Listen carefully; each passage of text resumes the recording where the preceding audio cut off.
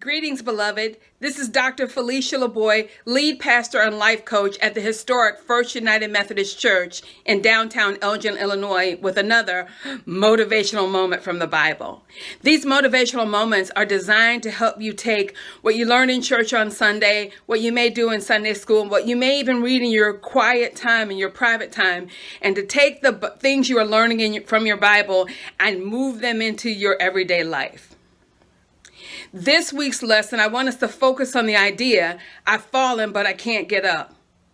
What you talking about, Pastor Felicia? Well, while I've been at home, I've had the occasion to watch daytime television. And I like old movies. And so if you're like me, then many of you have often seen the commercial that says, I've fallen and I can't get up. And basically what they're talking about is the fact that you have some seniors that are going around during their regular day and they fall, but they have no lifeline. They have no helpline. And the whole point of the commercial is to sell them a little gadget with a little button that will connect them with somebody that can help them when they've fallen. I know. We're in the middle of the season of Advent, and maybe this topic would sound better during Lent when we focus on how we're fallen, but I want to give it a different spin. For those of you who don't know who may not remember, Advent is a season of expectation and waiting. It is a reminder that if God kept his promise to send his son some 2,000 years ago, he's going to keep his promise to send his son again. And so rather than getting caught up in the glitz and the glamour and all of the fanfare for Christmas, which I'm not knocking, Advent is designed to help us focus on the gifts that Jesus brings. The first week we usually focus on hope, the second week peace, the third week joy, the fourth week love.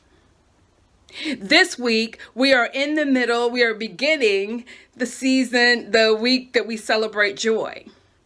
And this past Sunday, I preached on peace. And what I talked about is the fact that peace biblically does not mean that there's nothing going on. In fact, it's just the opposite of that. Peace from a biblical sense, the kind of peace that Jesus is talking about giving us, is a peace that in the midst of all hell raging in your life, in the midst of everything that is going on, you and I are so confident and comfortable in God's presence that we're not moved by the things that are going on. We can be steady, knowing that Jesus is right there with us and that Jesus will see us through. This week we focus on joy. And joy is different from happiness when you're talking about it in the Bible. See, happiness depends on something happening to you. Someone says they love you and so now I'm happy. You got a sale while you're Christmas shopping, so now you're happy. But joy is something much deeper than that. It's this idea of a sense of contentment. It is this idea that I am satisfied no matter what's going on in my life. And even if I'm in the midst of trial, the Bible says that at some point I can get to a place of joy because I know that God, or a place of contentment, because I know that this trial would not have been allowed in my life unless God had purpose for it, unless God is working something out in me or something through me. Okay, Pastor Felicia, still, please tell us, how does this idea, I've fallen and I can't get up, relate to what you're talking about? Glad you're asked. Often as Christians, and specifically from the church, we never tell people that you need some other things in order to be able to fulfill the biblical mandate. We give you platitudes like, don't worry about anything, pray about everything, count it all joy when you go through diverse trials and temptations. But the true issue is that when we don't take care of our physical well-being and our emotional well-being, then there's no way that we can access the things that God has for us. We can't access the spiritual power. We can't access our juice because we've fallen and we can't get up. And we need a lifeline, a way to be able to connect with what's going on biblically and what's going on spiritually so that we can not be fallen all the time. Pete Scazzaro talks about the fact that you and I can't be any more spiritually mature than we are emotionally mature. Over and over again, the Bible gives examples that if you and I are going to succeed in this Christian walk, we have to be emotionally healthy and we have to be physically healthy. Remember, Jesus says to love God with your whole mind, your whole strength, which is your body, and with your spirit. So let me give a better example of someone I think that shows us how we should endure during trying times and what we need to get the juice so that we don't have to stay fallen and can't get up. In 1 Kings 19, we run into the prophet Elijah. Now, Elijah's been for 3 years under an incredibly hard time. Elijah has been serving under a wicked king, Ahab, and his wife Jezebel, and they've bamboozled the people with a false religion. And so God gets sick and tired of all of that. And what he does is he has the prophet Elijah go to Ahab and say, I'm tired of you. It's not going to rain for 3 years. And it doesn't. And you can imagine no rain, 3 years, all the devastation that happens. And in the midst of it, God takes care of Elijah day by day. He's fed at the brook. The ravens bring him food. Then he's fed by a widow woman whose oil and meal doesn't go out day by day. And then there's the final showdown. It's Elijah, one prophet against 400 prophets of Baal. And so the altar of God's been broken down, and Elijah rebuilds the altar. Not only that, he pours water over it, and then they say, whoever answers will be the real God. Well, you could know what happened, right? God not only shows up, but he shows out, and he burns up everything, the stone, the wood, the water, everything. And then there is a slaughter of these evil, diabolical people. And so finally, after 3 years, after all this time, Elijah gets some relief, or so it would seem. But Elijah's been under it for the last 3 years. He's had a very hard time.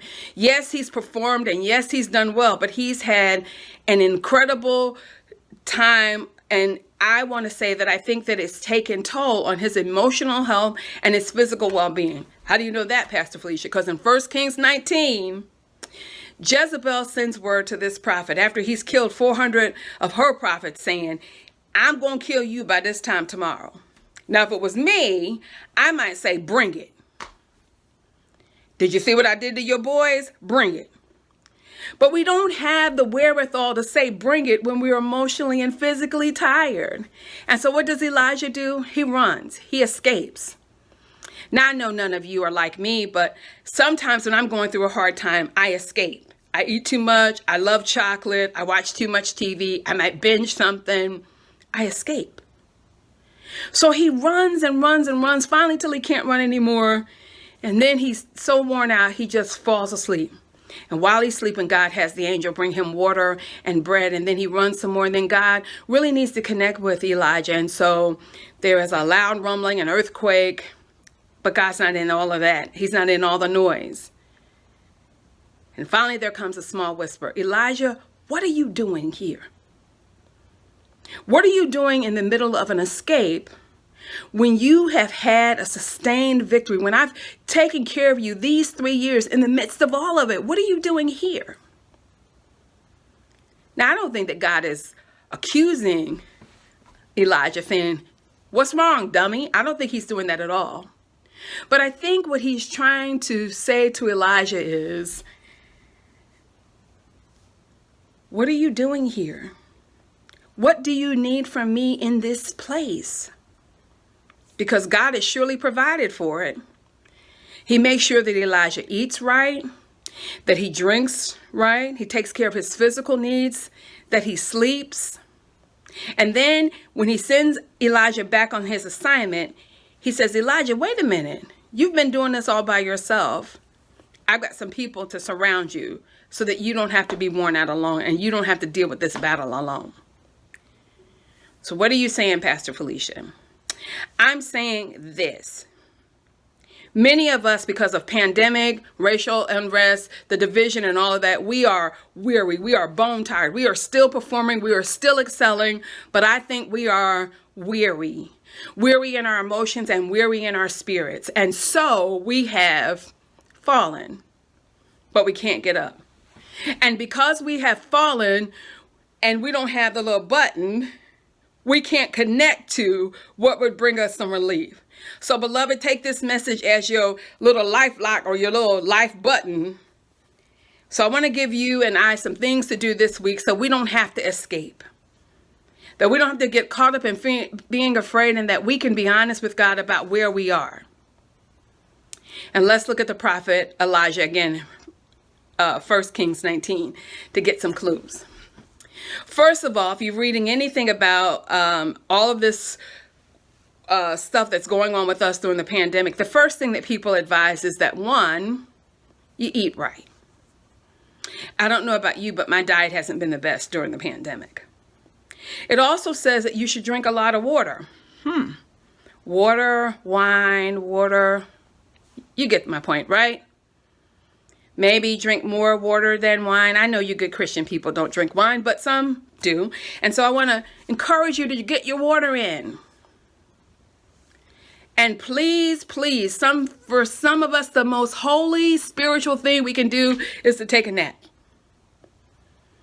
To get the rest we need and to let the world keep spinning without us. And finally, the other gift is you and I need a tribe. We need a tribe. God never intended us to be without community. And really, to tell the truth, in this time of pandemic, when we can't fellowship together with our church family and friends physically, it's really hard to connect with people. But we still have a phone. Everything doesn't have to be via Zoom. So do you remember what I said? Eat well, drink water, sleep well, and find your tribe.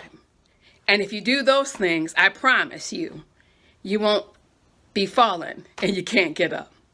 This is Dr. Felicia LaBoy, lead pastor and life coach at the First United Methodist Church in downtown Elgin, Illinois, with another motivational moment from the Bible.